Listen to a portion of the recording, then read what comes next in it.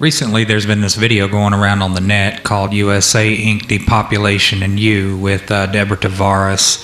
And I think she has this site, stopthecrime.net, or she refers to it anyway. And she talks about in this video a document called Silent Weapons for Quiet Wars. I came over here to read this document and found it quite interesting. So I'm going to go through the whole document here in this video. The original video I'll put links to, the US Inc. Depopulation, and I want to thank Ashley Law for referring that video to me. It's very disturbing, and this document is very disturbing as well. So I will include links to this and to the actual video, and it takes a little while to get through. It's 44 pages long, but there's also a lot of technical pages in here that I'm just going to scroll past, and if you care to read them, help yourself, pause the video to read those technical parts of it. But thank you very much for listening, and hopefully you can get all the way through it.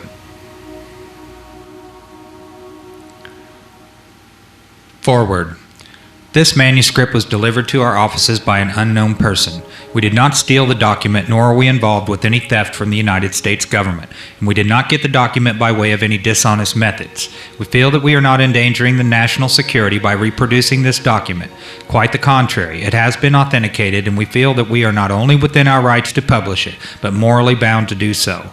Regarding the training manual, you may have detected that we had to block out the marginal notes by the selectee at the CIA Training Center, but I can assure you that the manual is authentic and was printed for the purpose of introducing the selectee to the conspiracy.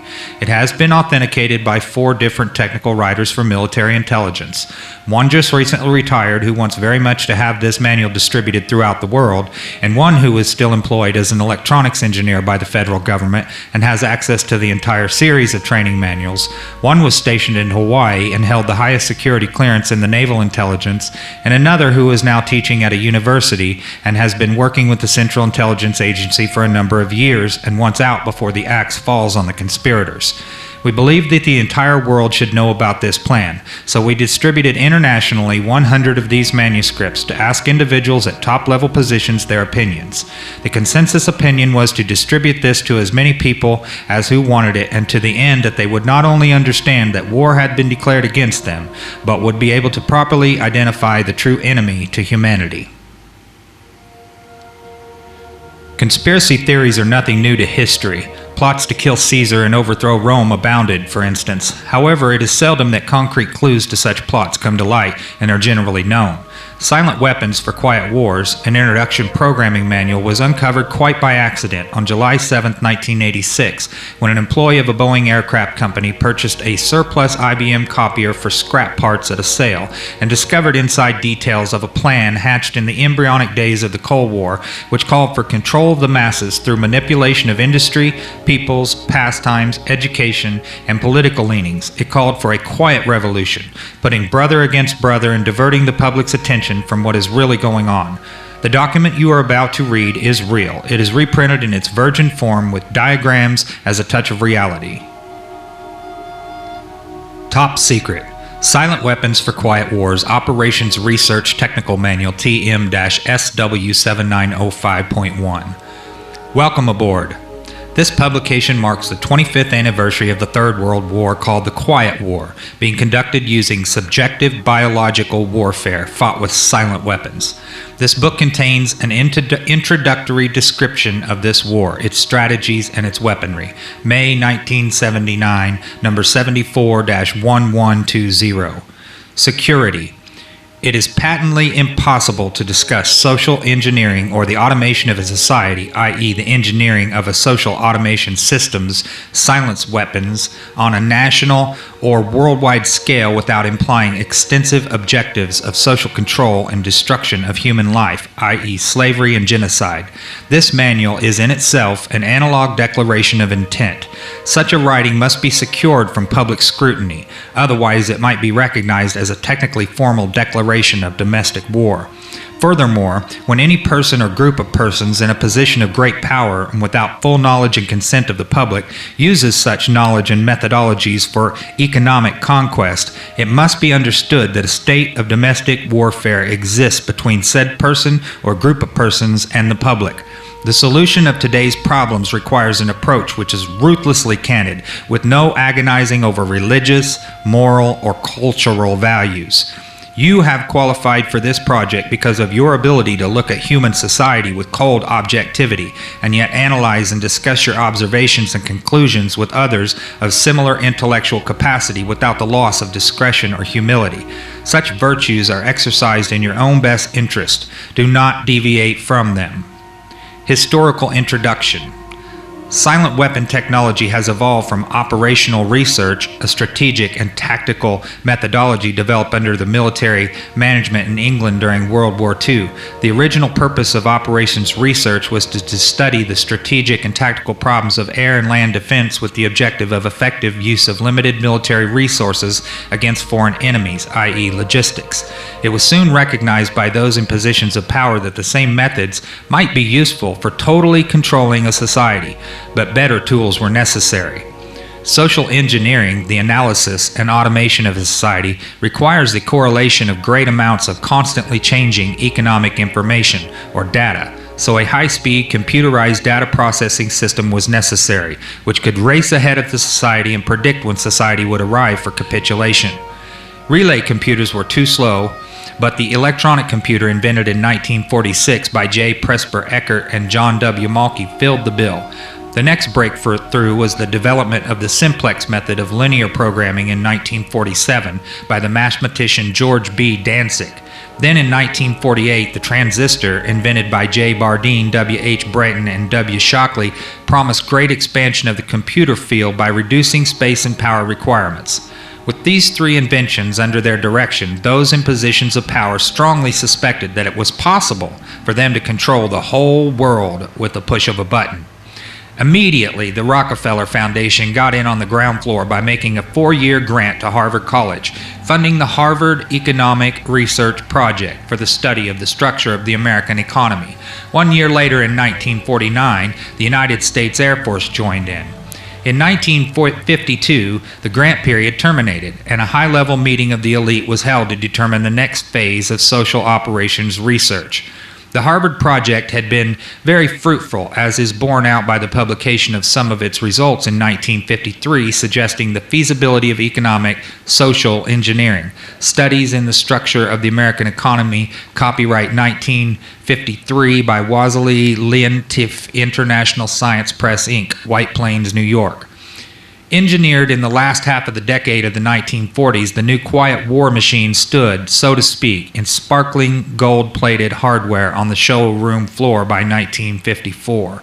With the creation of the maser in 1954, the promise of unlocking unlimited sources of fusion atomic energy from the heavy hydrogen and seawater and the consequent availability of unlimited social power was a possibility only decades away. The combination was irresistible. The Quiet War was quietly declared by the international elite at a meeting held in 1954. Although the silent weapon system was nearly exposed 13 years later, the evolution of the new weapon system has never suffered any major setbacks. This volume marks the 25th anniversary of the beginning of the Quiet War. Already this domestic war has had as many victories on many fronts throughout the world. Political introduction. In 1954, it was well recognized by those in positions of authority that it was only a matter of time, only a few decades, before the general public would be able to grasp and upset the cradle of power. For the very elements on the new silent weapon technology were as accessible for a public utopia as they were for providing a private utopia. The issue of primary concern, that of dominance, revolved around the subject of energy sciences. Energy. Energy is recognized as the key to all activity on Earth. Natural science is the study of the sources and control of natural energy, and social science, theoretically expressed as economics, is the study of the sources and control of social energy. Both are bookkeeping systems, mathematics. Therefore, mathematics is the primary energy science, and the bookkeeper can be king if the public can be kept ignorant of the methodology of the bookkeeping. All science is merely a means to an end. The means is knowledge, the end is control. Beyond this remains only one issue: who will be the beneficiary? In 1954, this was the issue of primary concern. Although the so-called moral issues were raised in view of the law of natural selection, it was agreed that a nation or world of people who will not use their intelligence are no better than animals who do not have intelligence. Such people are beasts of burden and stakes on the table by choice and consent. Consequently, in the interest of future world order, peace, and tranquility, it was decided to privately wage a quiet war against the American public with an ultimate objective of permanently shifting the natural and social energy, wealth of the undisciplined and irresponsible many into the hands of the self-disciplined, responsible, and worthy few. In order to implement this objective, it was necessary to create, secure, and apply new weapons which, as it turned out, were a class of weapons so subtle and sophisticated in their principle of operation and public appearance as to earn for themselves the name silent weapons. In conclusion, the objective of economic research as conducted by the magnates of capital, banking, and the industries of commodities or goods and services is the establishment of an economy which is totally predictable and manipulatable. In order to achieve a totally predictable economy, the low-class elements of society must be brought under total control. Example, they must be housebroken, trained, and assigned a yoke, a long-term social duty from a very early age, before they have an opportunity to question the propriety of the matter. In order to achieve such conformity, the lower-class family unit must be disintegrated by a process of increasing preoccupation of the parents and the establishment of government-operated daycare centers for the occupationally orphaned children. The quality of education given to the lower class must be of the poorest sort, so that the mode of ignorance isolating the inferior class from the superior class is and remains incomprehensible to the inferior class. With such an initial handicap, even bright lower-class individuals have little, if any, hope of extricating themselves from their assigned lot in this life. This form of slavery is essential to maintain some measure of social order, peace, and tranquility for the ruling upper class. Descriptive introduction of the silent weapon. Everything that is expected from an ordinary weapon is expected from a silent weapon by its creators, but only in its own manner of functioning. It shoots situations instead of bullets, propelled by data processing instead of chemical reaction or explosion, originating from bits of data instead of grains of gunpowder from a computer instead of a gun, operated by a computer programmer instead of a marksman, under the orders of a banking magnate instead of a military general. It makes no obvious explosive noises, causes no obvious physical or mental injuries, and does not obviously interfere with anyone's daily social life, yet it makes an unmistakable noise, causes unmistakable physical and mental damage, and unmistakably interferes with the daily social life. Example, unmistakable to a trained observer, that is, one who knows what to look for. The public cannot comprehend this weapon, and therefore cannot believe that they are being attacked and subdued by a weapon. The public might instinctively feel that something is wrong, but that is because of the technical nature of the silent weapon. They cannot express their feelings in a rational way or handle the problem with intelligence. Therefore, they don't know how to cry for help and don't know how to associate with others to defend themselves against it.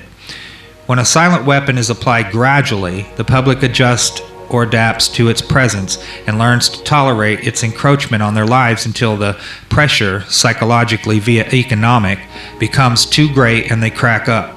Therefore, the silent weapon is a type of biological warfare.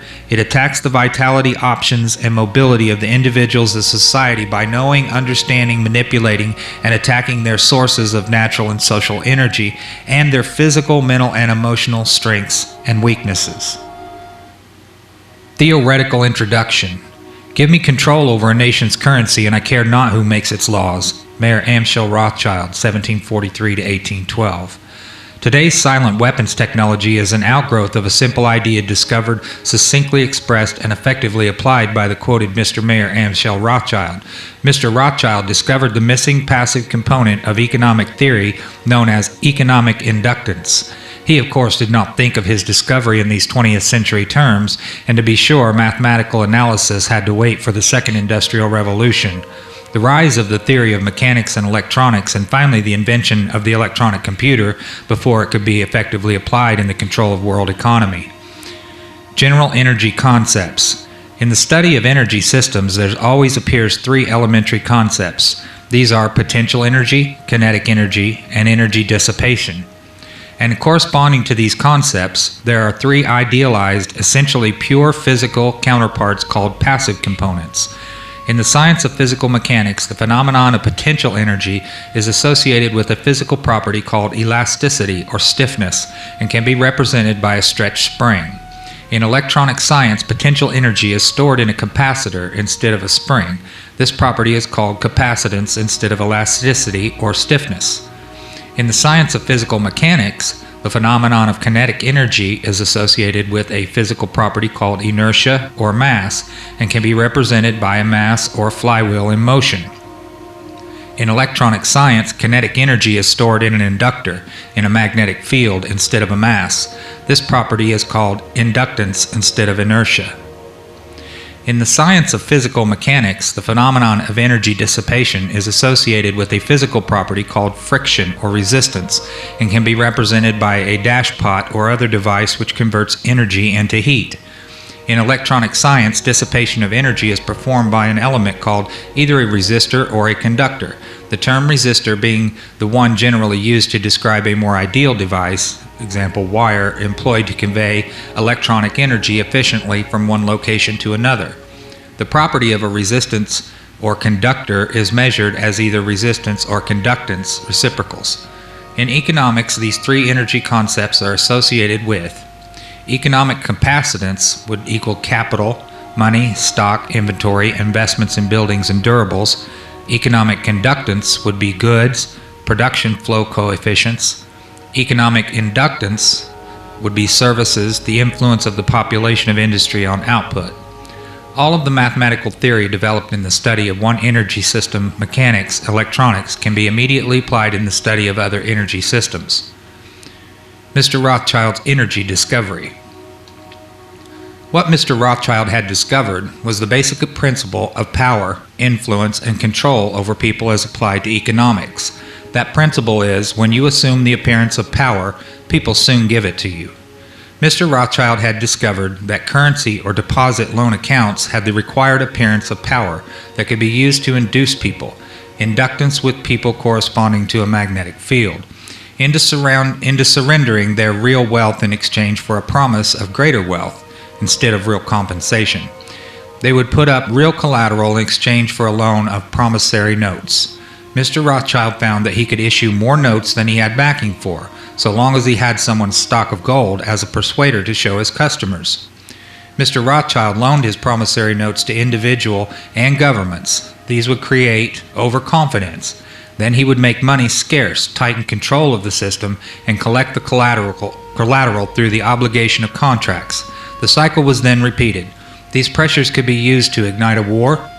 Then he would control the availability of currency to determine who would win the war. That government which agreed to give him control of its economic system got his support. Collection of debts was guaranteed by economic aid to the enemy of the debtor. The profit derived from this economic methodology made Mr. Rothschild all the more able to expand his wealth. He found that the public greed would allow currency to be printed by government order beyond the limits of inflation of backing in precious metal or the production of goods and services. Apparent capital as paper inductor. In this structure, credit presented as a pure element called currency has the appearance of capital, but is in effect negative capital. Hence, it has the appearance of service, but is in fact indebtedness or debt. It is therefore an economic inductance instead of an economic capacitance, and if balanced in no other way, will be balanced by the negation of population, war, or genocide. The total goods and services represent real capital called the gross national product, and currency may be printed up to this level and still represent economic capacitance. But currency printed beyond this level is subtractive, represents the introduction of economic inductance, and constitutes notes of indebtedness. War is therefore the balancing of the system by killing the true creditors, the public, which we have taught to exchange true value for inflated currency, and falling back on whatever is left of the resources of nature and regeneration of those resources.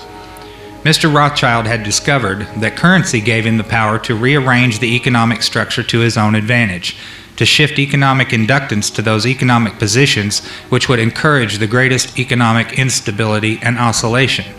The final key to economic control had to wait until there was sufficient data and high-speed computing equipment to keep close watch on the economic oscillations created by the price shocking and excess paper energy credits, paper inductance, and inflation. Breakthrough. The aviation field provided the greatest evolution in economic engineering by way of mathematical theory of shock testing. In this process, a projectile is fired from an airframe on the ground, and the impulse of the recoil is monitored by vibration transducers connected to the airframe and wired to chart recorders. By studying the echoes or reflections of the recoil impulse in the airframe, it is possible to discover critical vibrations in the structure of the airframe, which either vibrations of the engine or aeolian vibrations of the wings or a combination of the two might reinforce, resulting in a resonant self-destruction of the airframe in flight as an aircraft. From the standpoint of engineering, this means that the strengths and weaknesses of the structure of the airframe in terms of vibrational energy can be discovered and manipulated. Applications in economics. To use this method or airframe shock testing in economic engineering, the prices of commodities are shocked and the public consumer reaction is monitored. The resulting echoes of the economic shock are interpreted theoretically by computers, and the economic structure of the economy is thus discovered. It is by this process that partial differential and difference matrices are discovered that define the family household and make possible its evaluation as an economic industry, dissipative consumer structure. Then the response of the household to future shocks can be predicted and manipulated, and society becomes a well-regulated animal with its reins under the control of a sophisticated computer-regulated social engineering bookkeeping system. Eventually, every individual element of the structure comes under computer control through a knowledge of personal preferences.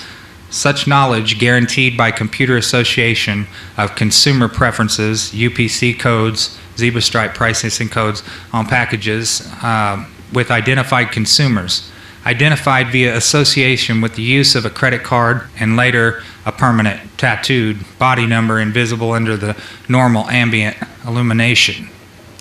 Summary. Economics is only a social extension of a natural energy system. It also has its three passive components. Because of the distribution of wealth and the lack of communication and lack of data, this field has been the last energy field for which a knowledge of these three passive components has been developed. Since energy is the key to all activity on the face of the earth, it follows that in order to attain a monopoly of energy, raw materials, goods, and services, and to establish a world system of slave labor, it is necessary to have a first-strike capability in the field of economics. In order to maintain our position, it is necessary that we have absolute first knowledge of the science of control over all economic factors and the first experience at engineering the world economy. In order to achieve such sovereignty, we must at least achieve this one end, that the public will not make either the logical or mathematical connection between economics and the other energy sciences, or learn to apply such knowledge. This is becoming increasingly difficult to control, because more and more businesses are making demands upon their computer programmers to create and apply mathematical models for the management of those businesses. It is only a matter of time before the new breed of private programmer economists will catch on to the far-reaching implications of the work begun at Harvard in 1948. The speed which they can communicate their warning to the public will largely depend upon how effective we have been at controlling the media, subverting education, and keeping the public distracted with matters of no real importance. The economic model. Economics as a social energy science has as a first objective the description of the complex way in which any given unit of resource is used to satisfy some economic want. lineative matrix. The first objective, when it is extended to get the most product from the least or limited resources, comprises that objective of general military and industrial logistics known as operations research. See simplex method of linear programming. The Harvard Economic Research Project from 1948 was an extension of World War II operations research. Its purpose was to discover the science of controlling an economy, at first the American economy and then the world economy. It was felt that with sufficient mathematical foundation and data, it would be nearly as easy to predict and control the trend of an economy as to predict and control the trajectory of a projectile. Such has proven to be the case. Moreover, the economy has been transformed into a guided missile on target. The immediate aim of the Harvard project was to discover the economic structure, what forces change that structure, how the behavior of that structure can be predicted, and how it can be manipulated. What was needed was a well-organized knowledge of the mathematical structures and interrelationships of investment, production, distribution, and consumption. To make a short story of it all, it was discovered that an economy obeyed the same laws as electricity, and that all of the mathematical theory and practical and computer know-how developed for the electronic field could be directly applied in the study of economics. This discovery was not openly declared, and its more subtle implications were and are kept a close guarded secret. For example, that in an economic model, human life is measured in dollars, and that the electric spark generated when opening a switch connected to an active inductor is mathematically analogous to the initiation of war. The greatest hurdle which theoretical economists faced was the accurate description of the household as an industry.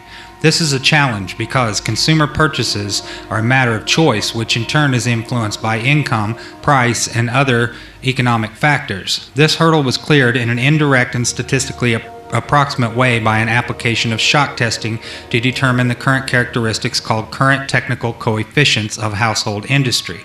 Finally, because problems in theoretical electronics can be translated very easily into problems of theoretical electronics, and the solution translated back again, it follows that only a book of language translation and concept definition needed to be written for economics. The remainder could be gotten from standard works on mathematics and electronics. This makes the publication of books on advanced economics unnecessary and greatly simplifies project security. This section of the document presents many industrial diagrams, so I'm just going to scroll through these. And you can pause the video if there's anything that you care to read in this section.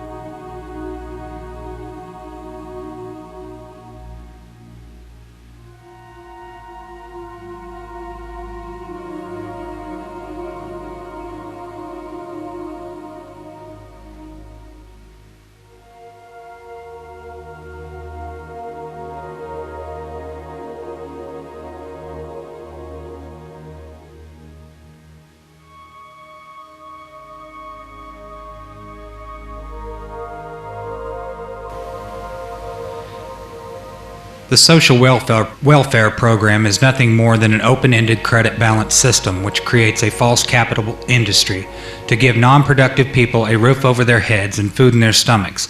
This can be useful, however, because the recipients become state property in return for the gift, a standing army for the elite.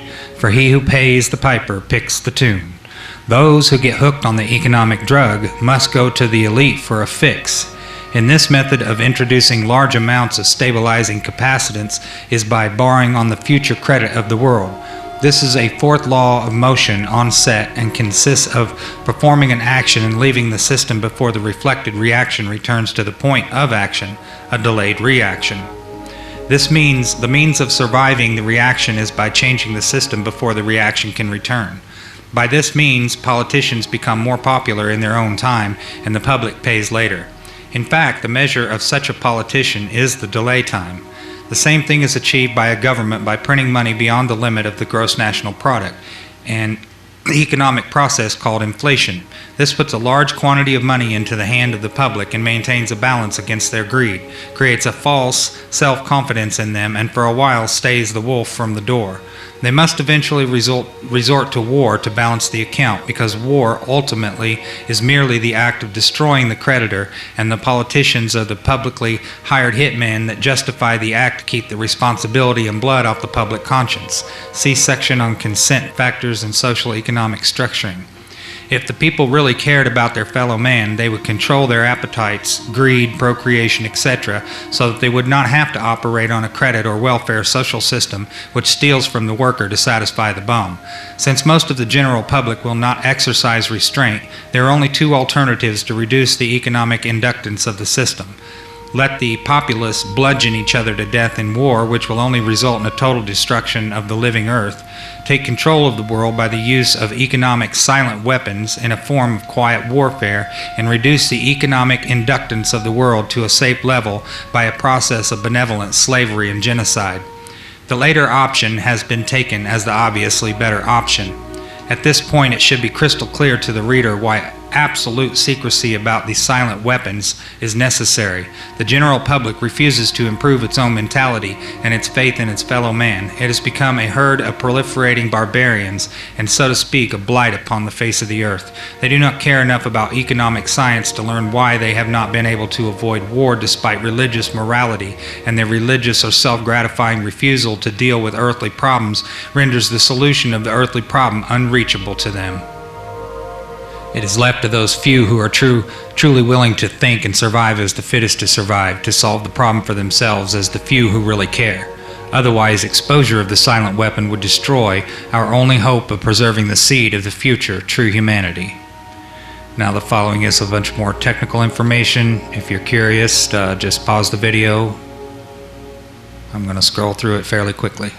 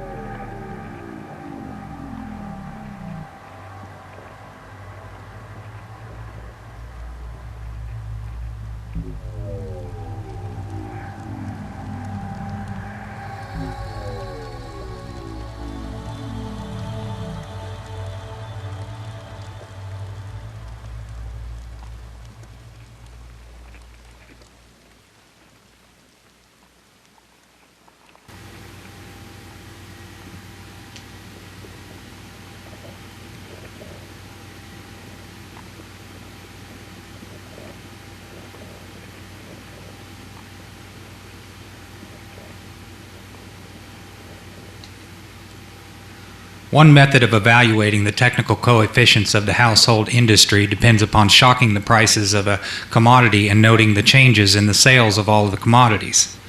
Economic shock testing. In recent times, the application of operations research to the study of public economy has been obvious for anyone who understands the principles of shock testing. In shock testing of an aircraft airframe, the recoil impulse of firing a gun mounted on that aircraft airframe causes shock waves in that structure, which tell aviation engineers the conditions under which some parts of the airplane or the whole airplane or its wings will start to vibrate or flutter like a guitar string, a flute reed, or a tuning fork, and disintegrate or fall apart in flight.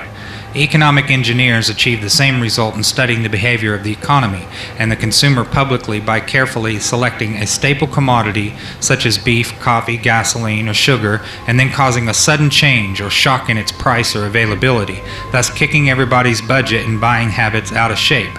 They then observe the shock waves which result by monitoring the changes in advertising, prices, and sales of that and other commodities.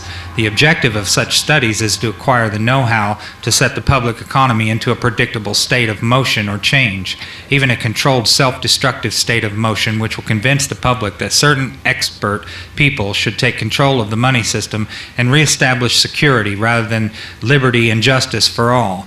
When the subject citizens are rendered unable to control their financial affairs, they of course become totally enslaved and a source of cheap labor. Not only the prices of commodities, but also the availability of labor can be used as the means of shock testing. Labor strikes deliver excellent tests. Shock to an economy, especially in the critical service areas of trucking and transportation, communication, public utilities, energy, water, garbage collection, etc. By shock testing, it is found that there is a direct relationship between the availability of money flowing in an economy and the real psychological outlook and response of masses of people dependent upon that availability. For example, there is a measurable quantitative relationship between the price of gasoline and the probability that a person would experience a headache, feel a need to watch a violent movie, smoke a cigarette, or go to a tavern for a mug of beer.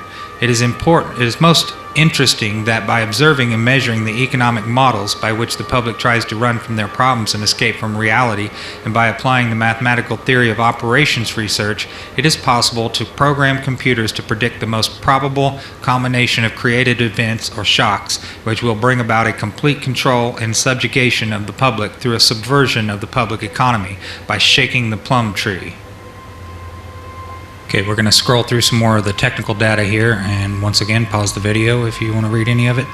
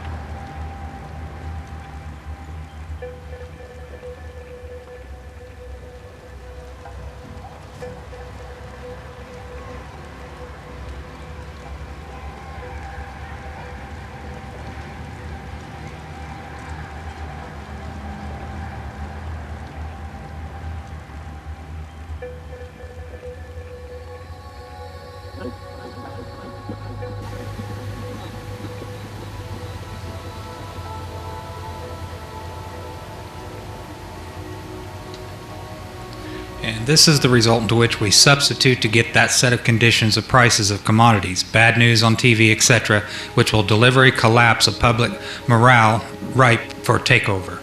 Once the economic price and sales coefficients are determined, they may be translated into technical supply and demand coefficients. Shock testing of a given commodity is then repeated to get the time rate of change of these technical coefficients. Introduction to economic amplifiers. Economic amplifiers are the active components of economic engineering. The basic characteristics of any amplifier, mechanical, electrical, or economic, is that it receives an input control signal and delivers energy from an independent energy source to a specified output terminal in a predictable relationship to that input control signal. The simplest form of an economic amplifier is a device called advertising. If a person is spoken to by a TV advertiser as if he were 12 years old, then due to suggestibility, he will, with a certain probability, respond or react to that suggestion with the uncritical response of a 12-year-old and will reach into his economic reservoir and deliver its energy to put that product on impulse when he passes it in the store. An economic amplifier may have several inputs and output. Its response might be instantaneous or delayed. Its circuit symbol might be a rotary switch if its options are exclusive, qualitative, go or no-go, or it might have its parametric input-output relationships specified by a matrix with internal energy sources represented. Whatever its form might be, its purpose is to govern the flow of energy from a source to an output sink in direct relationship to an input control signal. For this reason, it is called an active circuit element or component.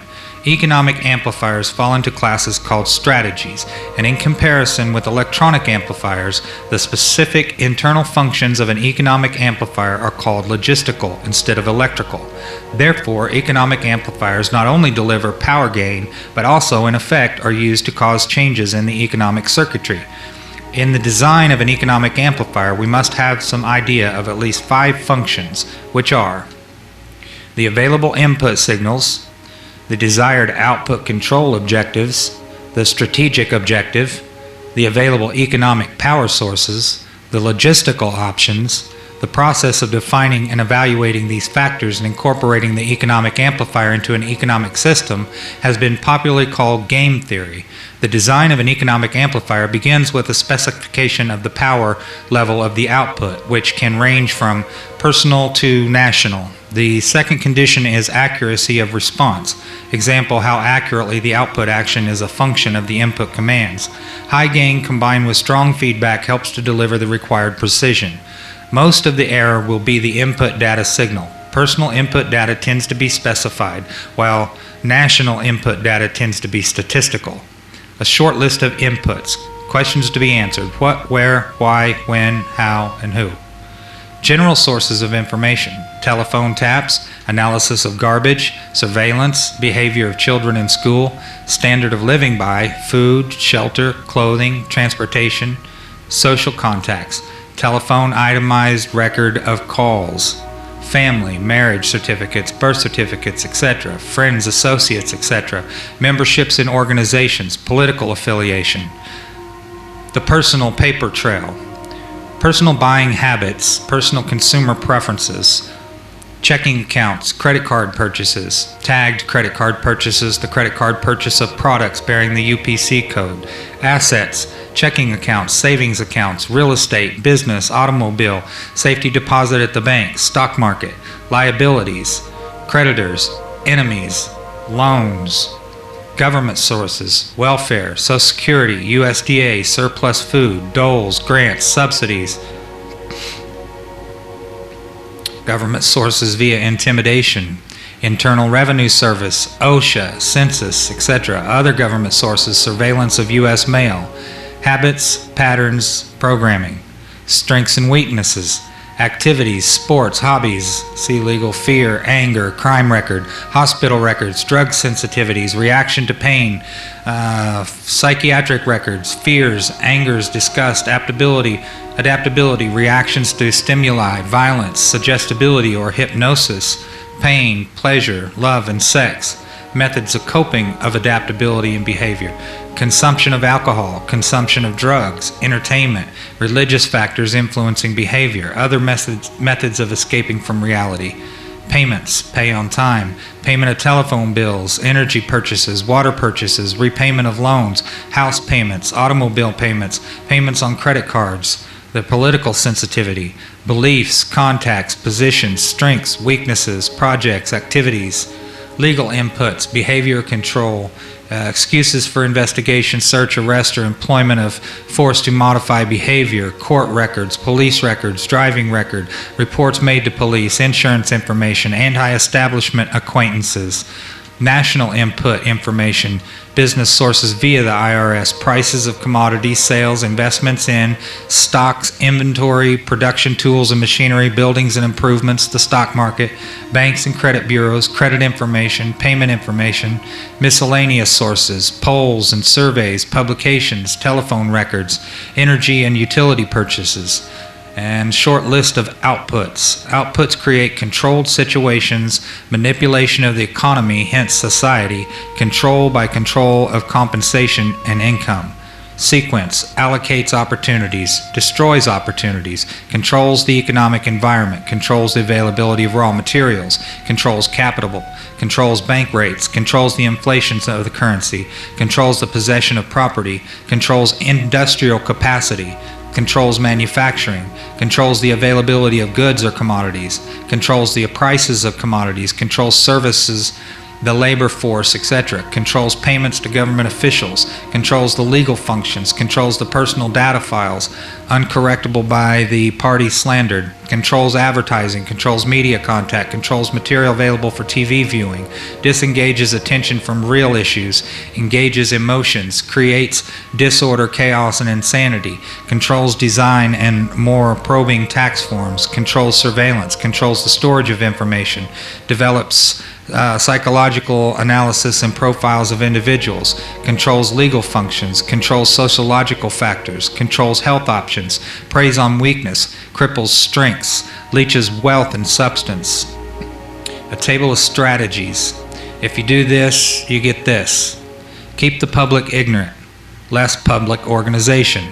Maintain access to control prices, points for feedback, required reaction to output sales. Create preoccupation, lowers defenses. Attacks the family unit young, control of the education.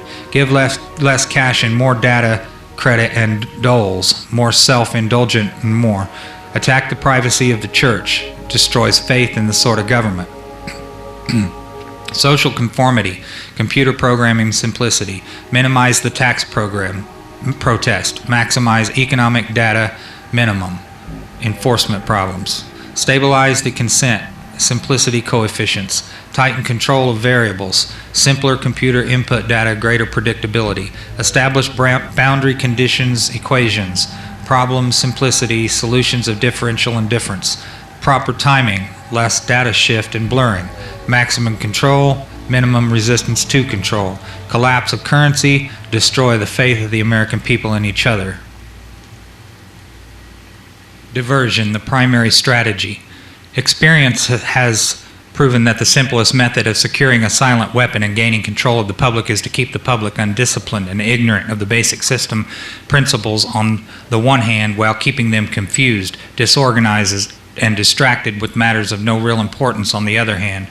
This is achieved by disengaging their minds, sabotaging their mental activities, providing a low-quality program of public education in mathematics, logic systems, design, and economics, and discouraging technical creativity, engaging their emotions, increasing their self-indulgence and their indulgence in emotional and physical activities by unrelenting emotional affrontations and attacks, mental and emotional rape by way of constant barrage of sex, violence, and wars in the media, especially the TV and the newspaper, giving them what they desire in excess, junk food for thought, and depriving them of what they really need, rewriting history and law, subjecting the public to the deviant creation, thus being able to shift their thinking from personal needs to highly fabricated outside priorities. These preclude their interest in and discovery of the silent weapons of social automation technology. The general rule is that there is a profit in confusion. The more confusion, the more profit. Therefore, the best approach is to create problems and then offer solutions. Diversion summary. Media. Keep the adult public attention diverted away from the real issues, social issues, and captivated by matters of no real importance. Schools. Keep the young public ignorant of real mathematics, real economics, real law, and real history. Entertainment. Keep the public entertainment below a 6th grade level. Work. Keep the public busy with no time to think, back on the farm with the other animals. Consent, the primary victory. A silent weapon system operates upon data obtained from a docile public by legal, but not always lawful force. Much information is made available to silent weapon system programmers through the Internal Revenue Service. See Studies in Structure of the American Economy for an IRS source list. This information consists of the enforced delivery of well-organized data contained in federal and tax state forms, collected, assembled, and submitted by slave labor provided by taxpayers and employers. Furthermore, the number of such forms submitted to the IRS is a useful indicator of public consent, an important factor in strategic decision-making. Other data sources are given in the short list of inputs.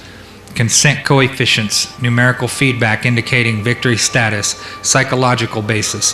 When the government is able to collect tax and seize private property without just compensation, it is an indication that the public is ripe for surrender and is consenting to enslavement and legal encroachment.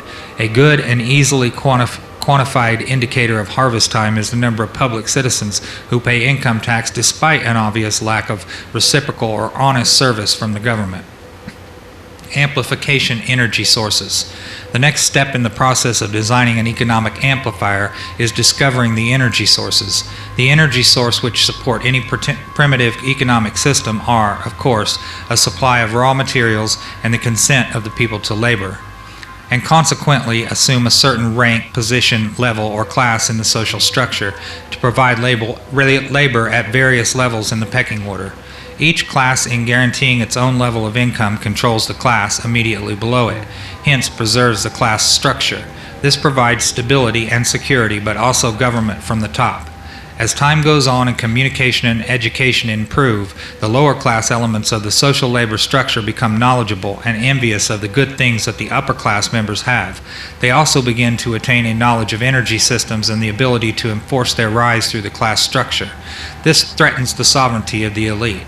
If this rise of the lower class can be postponed long enough, the elite can achieve energy dominance, and labor by consent no longer will hold a position of an essential energy source.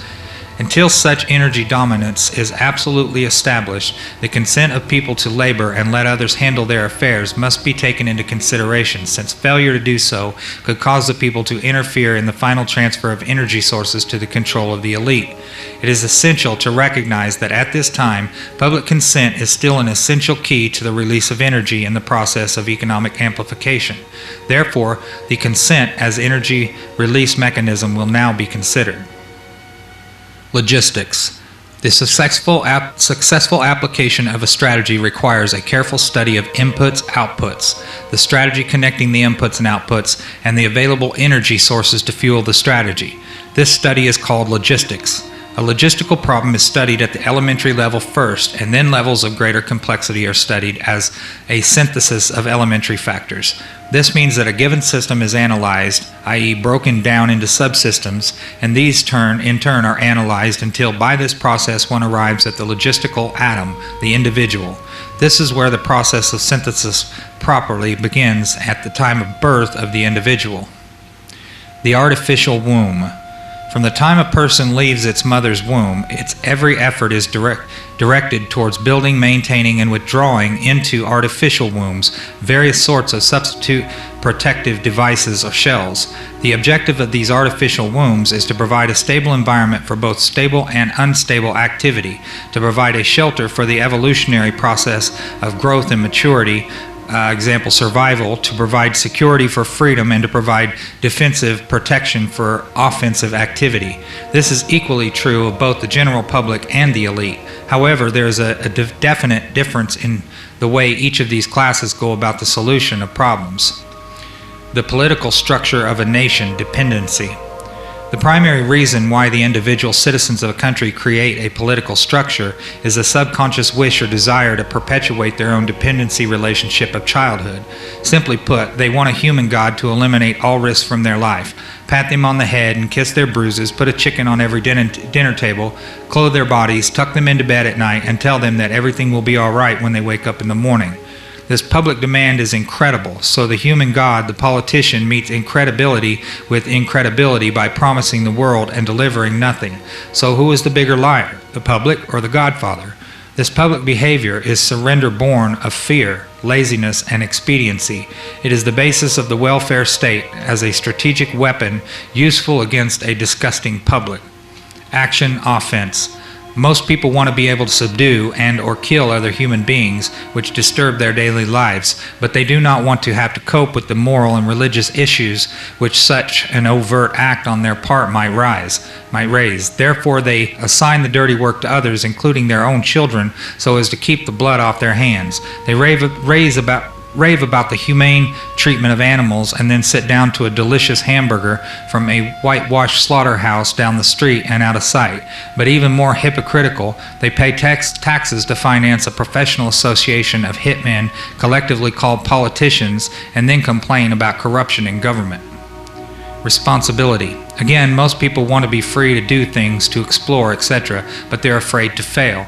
The fear of failure is manifested in irresponsibility, and especially in delegating those personal responsibilities to others where success is uncertain or carries possible or created liabilities, which the person is not prepared to accept. They want authority, root word author, but they will not accept responsibility or liability, so they hire politicians to face reality for them. Summary. The people hire the politicians so that the people can obtain security without managing it, obtain action without thinking about it, inflict theft, injury, and death upon others without having to contemplate either life or death, avoid responsibility for their own intentions, obtain the benefits of reality and science without exerting themselves in the discipline of facing or learning either of these things.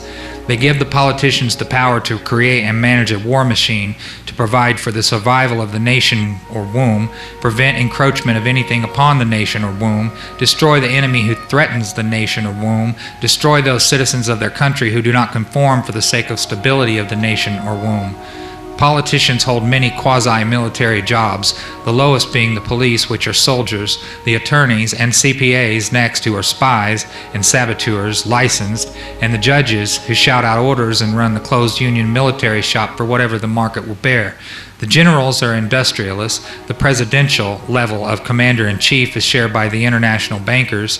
The people know that they have created this farce and financed it with their own taxes, given consent, but they would rather knuckle under than be the hypocrite. Thus a nation becomes divided into two very distinct parts: a docile subnation, a great silent majority, and a political subnation. The political subnation remains attached to the docile subnation, tolerates it, and leaches its substance until it grows strong enough to detach itself and then devour its parent. System analysis. In order to make meaningful computerized economic decisions about war, the primary economic flywheel, it is necessary to assign concrete logistical values to each element of the war structure, personal and material alike. This process begins with a clear and candid description of the subsystems of such a structure. The draft as a military service. Few efforts of human behavior modification are more remarkable or more effective than that of the socio-military institution known as the draft. A primary purpose of a draft or other such institution is to instill by intimidation in the young males of a society the uncritical conviction that the government is omnipotent. He is soon taught that a prayer is slow to reverse what a bullet can do in an instance. Thus, a man trained in a religious environment for 18 years of his life can, by this instrument of the government, be broken down, be purged of his fantasies and delusions in a matter of mere months. Once that conviction is instilled, all else becomes easy to instill. Even more interesting is the process by which a young man's parents, who perpetually love him, can be induced to send him off to war for his death. Although the scope of this work will not allow this matter to be expanded in full detail, nevertheless a coarse overview will be possible and can serve to reveal those factors which must be included in some numerical form in a computer analysis of social and war systems. We begin with a tentative definition of the draft. The draft, or selective service, is an institution of compulsory collective sacrifice and slavery devised by the middle-aged and elderly for the purpose of pressing the young into doing the public dirty work. It further serves to make the youth as guilty as the elders, thus making criticism of the elders by the youth less likely. Generational stabilizer. It is marketed and sold to the public under the label of patriotic national service. Once a candid economic definition of the draft is achieved, that definition is used to outline the boundaries of a structure called a human value system, which in turn is translated into the terms of game theory. The value of such a slave laborer is given the table of a human value, a table broken down into categories by intellect, experience, post-service, job demand, etc. Some of these categories are ordinary and can be tentatively evaluated in terms of the value of certain jobs for which a known fee exists. Some jobs are harder to value because they are unique to the demands of social subversion. For an extreme example, the value of a mother's instruction to her daughter, causing that daughter to put certain behavioral demands upon a future husband 10 or 15 years hence. Thus, by suppressing his resistance to a perversion of a government, making it easier for a banking cartel to buy the state of New York in, say, 20 years. Such a problem leans heavily upon the observations and data of wartime espionage and many types of psychological testing. But crude mathematical models, algorithms, can be devised if not to predict, at least to predeterminate these events with maximum certainty. What does not exist by natural cooperation is thus enhanced by calculated compulsion. Human beings are machines, levers which may be grasped and turned, and there is little real difference between the automating of a society and automating a shoe factory. These derived values are variable. It is necessary to use a current table of human values for computer analysis. These values are given in true measures rather than US dollars, since the latter is unstable, being presently inflated beyond the production of national goods and services so as to give the economy a false kinetic energy, paper inductance. The silver value is stable, it being possible to buy the same amount with a gram of silver today as it could be bought in 1920. Human value measured in silver units changes slightly due to the change in production technology. Enforcement. Factor 1. As in every social system approach, stability is achieved only by understanding and accounting for human nature, action-reaction patterns. A failure to do so can be, and usually is, disastrous. As in other human social schemes, one form or another of intimidation or incentive is essential to the success of the draft. Physical principles of action and reaction must be applied to both internal and external subsystems. To secure the draft, individual brainwashing or programming in both the family unit and the peer group must be engaged and brought under control. Factor 2. Father. The man of the household must be housebroken to ensure that Junior will grow up with the right social training and attitudes. The advertising, media, etc. are engaged to see to it that that father-to-be is pussy-whipped before or by the time he is married. He is taught that either he conforms to the social notch cut out for him, or his sex life will be hobbled and his tender companionship will be zero. He is made to see that women demand security more than logical, principled, or honorable behavior. By the time his son must go to war, father, with jelly for a backbone, will slam a gun into Junior's hand before father will risk the censor of his peers, or make a hypocrite of himself by crossing the investment he has in his own personal opinion or self-esteem. Junior will go off to war, or father will be embarrassed, so Junior will go to war, the true purpose notwithstanding. Factor 3. Mother. The female element of human society is ruled by emotion first and logic second. In the battle between logic and imagination, imagination always wins. Fantasy prevails, maternal instinct dominates, so that the child comes first and the future comes second. A woman with a newborn baby is too starry-eyed to see a wealthy man's cannon fodder or a cheap source of slave labor. A woman must, however, be conditioned to accept the transition to reality when it comes, or sooner. As the transition becomes more difficult to manage, the family unit must be carefully disintegrated, and state-controlled public education and state-operated child care centers must become more common and legally enforced so as to begin the detachment of the child from the mother and father at an earlier age. Inoculation of behavioral drugs, Ritalin, can speed the transition for the child. Mandatory. Caution. A woman's impulsive anger can override her fear. An irate woman's power must never be underestimated, and her power over a pussy-whipped husband must likewise never be underestimated. It got a woman the vote in 1920. Factor 4. Junior. The emotional pressure for self-preservation during the time of war and the self-serving attitude of the common herd that have an option to avoid the battlefield, if Junior can be persuaded to go, is all the pressure finally necessary to propel Johnny off to war. Their quiet blackmailings of him are the threats. No sacrifice, no friends, no glory, no girlfriends. Factor 5. The sister. And what about Junior's sister? She is given all the good things of life by her father and taught to expect the same from her future husband regardless of the price. Factor 6. Cattle. Those who will not use their brains are no better off than those who have no brains. And so this mindless school of jellyfish, father, mother, son, and daughter, become useful beasts of burden or trainers of the same. This concludes what is available at this document.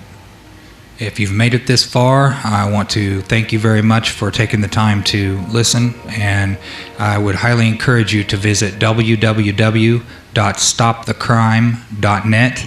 It's where this document came from, and I will include links below in the description. And thank you very much again for listening.